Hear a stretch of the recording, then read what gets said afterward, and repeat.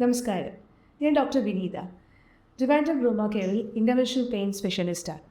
പ്രായമായവരിലും അതുപോലെ ചെറുപ്പക്കാരിലും നമ്മളിപ്പോൾ സാധാരണയായിട്ട് കണ്ടുവരുന്ന ഒരു കണ്ടീഷനാണ് നടുവിൽ നിന്ന് കാലിലോട്ട് റേഡിയേറ്റ് ചെയ്ത് വരുന്നൊരു വേദന. ഒരു കോമൺ ലാംഗ്വേജിൽ നമ്മളിതിനെ സയാറ്റിക്ക എന്ന് പറയുന്നു.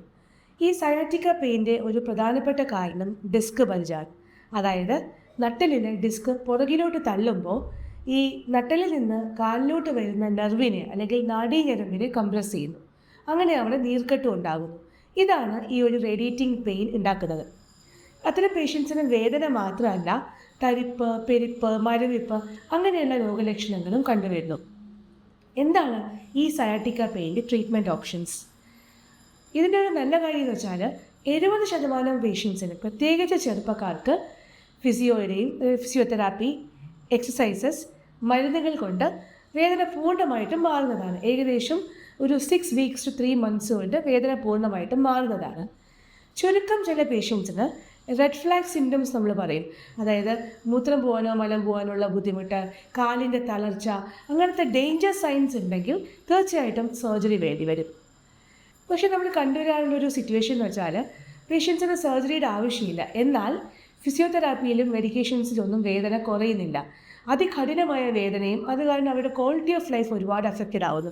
അത്തരം പേഷ്യൻസിന് നമുക്ക് മിനിമലി ഇൻവേസീവായിട്ടുള്ള ഇൻ്റർവെൻഷണൽ ട്രീറ്റ്മെൻറ്റ് മൊഡാലിറ്റീസ് ഉണ്ട്.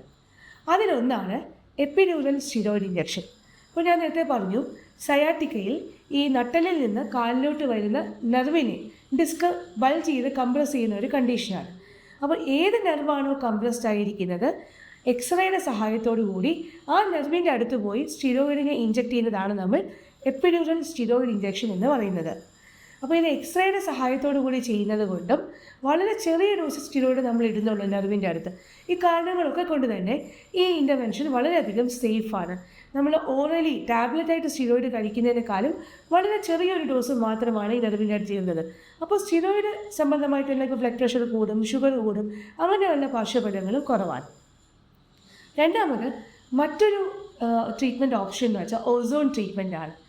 ഈ ഓസോൺ ഡിസ്കിനകത്തേക്ക് ഇഞ്ചക്ട് ചെയ്യുമ്പോൾ ഈ ബൾജ് ചെയ്തിരിക്കുന്ന ഡിസ്ക് ചുരുങ്ങാൻ സഹായിക്കുന്നു.